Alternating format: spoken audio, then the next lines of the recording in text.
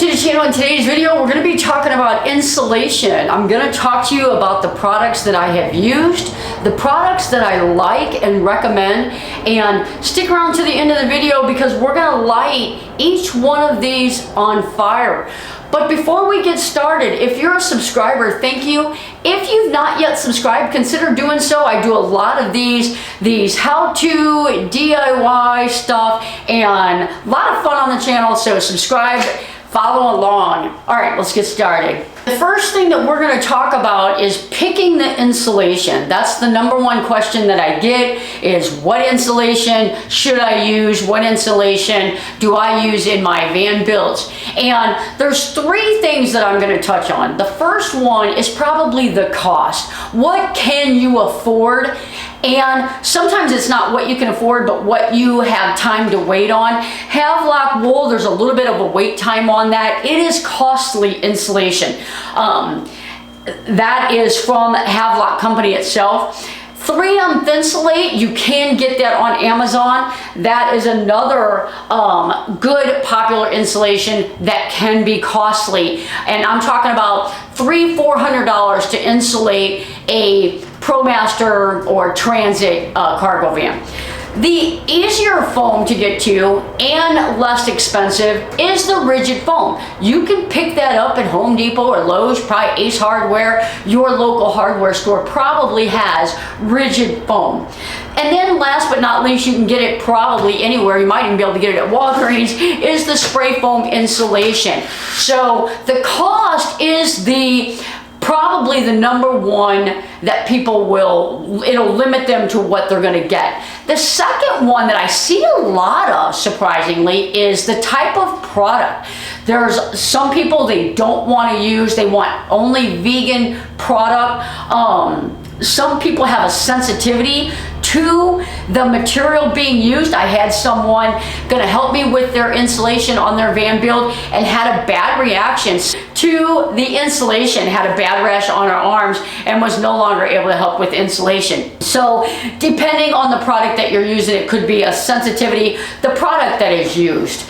The third one that is probably the most popular is a lot of van builders, a lot of people out there doing what I'm doing. They'll go by a suggested product. I suggest 3M Thinsulate. It's easy for me to install as opposed to the Havelock Wool, the foam insulation. I'm not a big fan of that, and the rigid foam. I just like the simplicity of the 3M Thinsulate and the R value of the 3M Thinsulate. So let's talk about the installation of these products. I used Havelock Wool for mine, and if you guys saw my 5 biggest mistakes video, when I did my Havelock Wool installation, I had some temporary walls up. I was waiting for my windows. When I took those temporary walls down to install my windows, my Havelock Wool had settled significantly. The entire top part of my van had no insulation on it. So was it a insulation install problem? I used the directions on the Havelock Wool. There were several videos on there. I watched all of them on how to install it. So if you're going to install Havelock Wool insulation, I didn't want any of the spray products on my van because everybody was talking about it, the harmful use of it. I use spray adhesive on mine from now on because it holds that insulation in place. You can put some banding or tape or whatever you're going to use to hold the insulation up, and it keeps it better in place. Now, I would love to see some of these vans that have been out there driving for years and see how this Havelock Wool, which is a loose material, I would love to see how that has settled.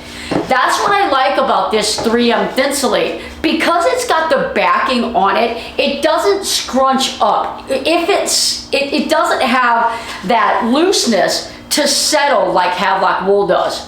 So I'm a big fan of the 3M Thinsulate for the installation simplicity of it. Rigid foam, the installation of that, obviously, you know, you measure your square and you put it in. The thing that I don't like about this is because it's thick, you can get it thinner, but because it's rigid, it's harder to get everywhere. So you're gonna have a lot of areas that don't have insulation, and you're gonna end up having to use one of these other 3 products to fill in all the gaps that this doesn't.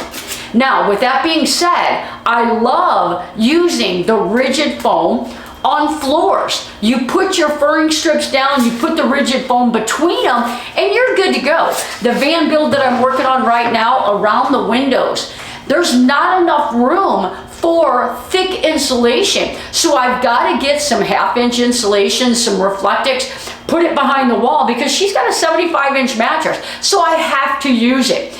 But again, this is a very affordable insulation and it's very easy to get.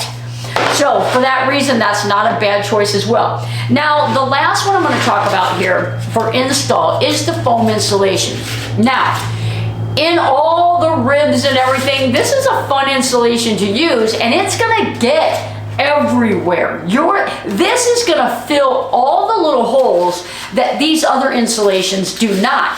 However, when you spray this in all those hard to reach areas, if you overspray it, you will see, and I have seen, people's vans, it's a thin metal.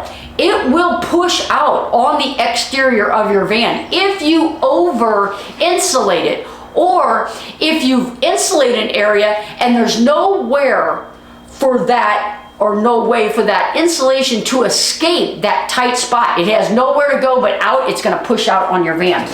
But again, this is very, very easy to get in all those hard to reach areas. Now, also, this is an easy product for people to get and typically affordable for someone to get. And you can spray it. When I do like holes in a van, sometimes I do spray this like around my plumbing pipes because it will fill that gap and you can cut away that excess. But number 1 for me, 3M Insulate, Havelock Wool would be next, rigid foam after that, and then the spray insulation if I had to order them 1, 2, 3, 4.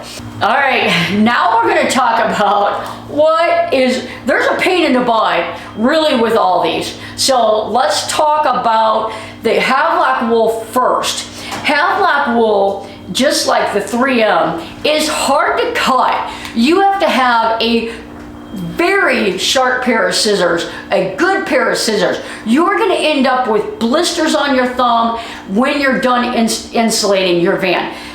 But measure it, strike your line, cut it. It is easy. This comes in like, I don't know, 16-inch pieces, and you just measure and cut. It does get caught all the time in the edge here. You're constantly pulling insulation out of your scissors. What I did last time on the Bev's build is cheap pair of scissors from Walmart. Get yourself a brand new pair of scissors. Get 2 of them if you want, because they're gonna get dull. But a good pair of scissors, these are actually pretty cheap, Heart scissors from Walmart. And you can see this, I mean, that cut pretty easy. And this, good pair of scissors, but a lot of work. Foam insulation, obviously, cut it with a knife. Then, depending on the foam insulation that you use, you've got little foam pieces everywhere, not a deal breaker. Score it, snap it, you're good to go. This insulation, install it, and then just take a small, you can use a hacksaw blade and just kind of shave the excess off. Pretty easy cleanup. However, if you get this somewhere that you don't want it, it is hard to get off your hands. It's hard to get off of glass. Got to take a razor blade and scrape it off. And you don't want to get any excess on the metal because you got to be real careful scraping that excess off, or you're going to scratch your paint. So the cleanup on this one, the spray foam is the worst. Rigid foam is next. Very little cleanup on the wool insulation. All right, the next thing that drives me crazy when I'm doing these builds is this wool insulation, okay? You've got this behind a wall or in the floor, you've got your wood on top of it, and you're gonna drill it. And what happens when you drill this insulation, you're drilling through your floor, it snags that insulation and it starts twisting around, And now you had all this insulated, and now it's in a very, very tight wad underneath the floor. It's all, look at this, all over your blade. It is a pain in the butt. Look at that. It just gets real tight around your blade. And that's underneath your floor. You can't fix that. How do you fix that? So you have to, when you're drilling your pipes through the floor, your wires out to your ball valve, that drill bit, it's going to ruin all that area of insulation. So what I do is when I put my insulation up and I've got my wood on, take a Forster bit, okay, and just make a hole.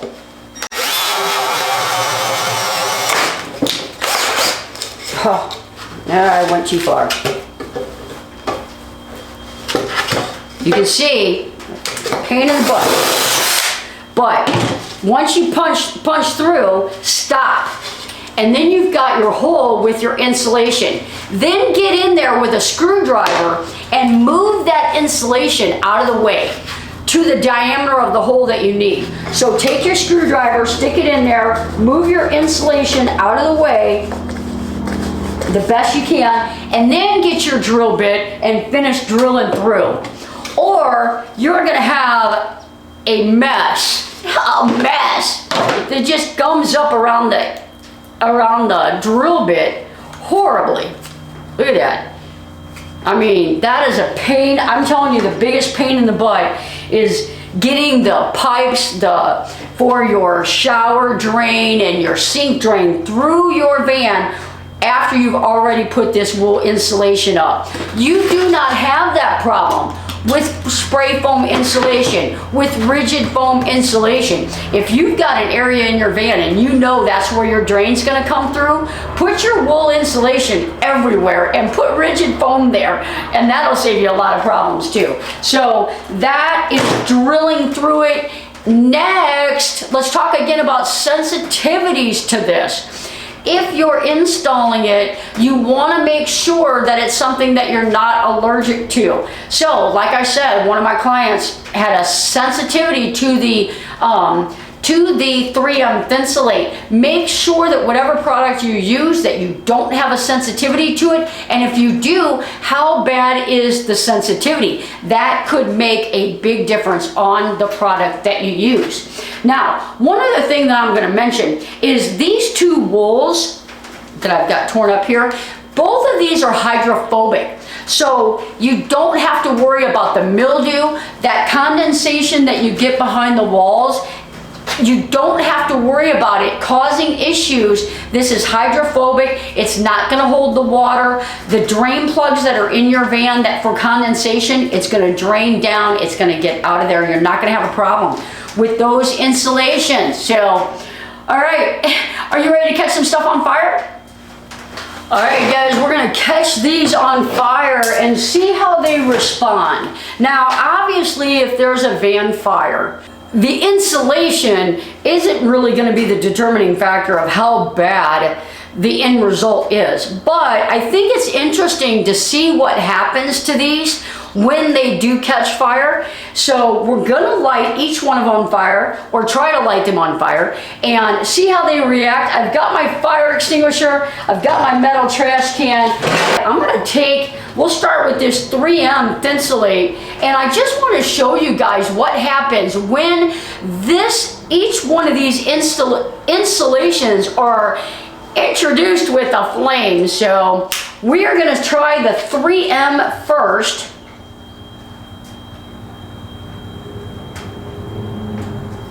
Might be a little bit of sawdust on there trying to catch, but you can see it kind of just melts. It's not catching fire. It's just melting. It's not keeping the flame. I've got some sawdust on here, that's an issue. But you can see the flame, it's just melting it. It's not catching on fire. But let's see if this black material will catch on fire and what happens if it does. It's just melting. Yep, it's just melting. It's not, there's not a flame. This will not ignite a flame. All right, let's do this one last. I'm just gonna take a chunk of this Havelock wool and see what it does. Oh, it's flaming. It's flaming. Oh, it went out. Oh, it went out. It's not staying lit. It's not staying lit.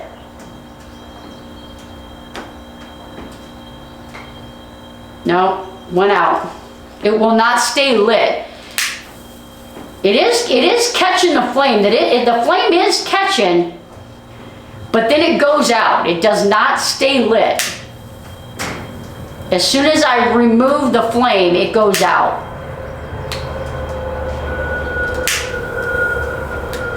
No, it won't take a flame. It does, while the flame's on it, it will flame. The smell isn't horrible on this one. I didn't smell that one at all. That one's gonna go in the trash can. All right, let's see if we can't light this rigid foam. It's got some dust on it. Let's see what happens to this.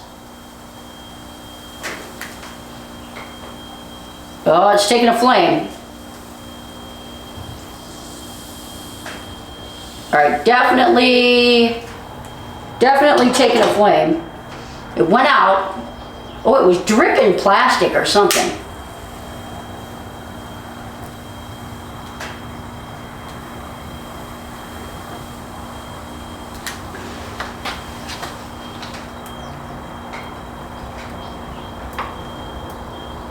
It's got little stuff entering the air.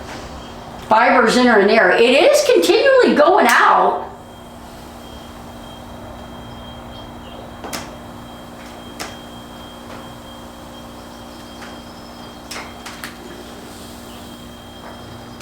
It's not staying lit. It's dripping stuff. It's not staying lit. It's got a pretty horrible smell, and it's putting something in the air. I don't want to breathe this too much longer. Let's get this done. All right, last but not least,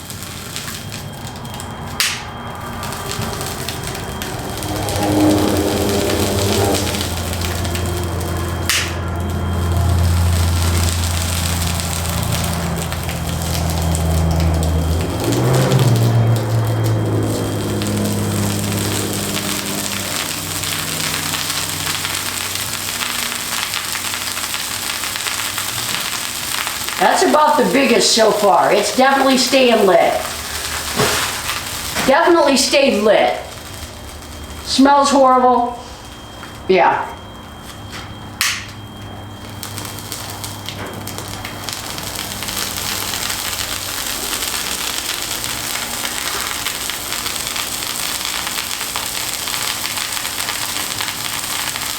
Yeah, that's definitely staying lit.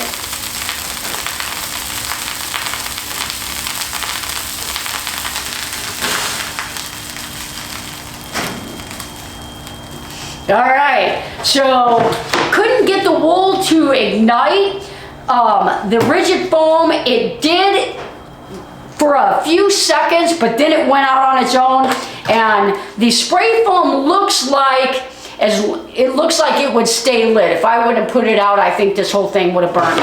So, all right, that's what each one of the insulations responds to when you introduce a flame to it. So I hope this video was helpful for you. Thanks for watching. We'll see you guys on the next video.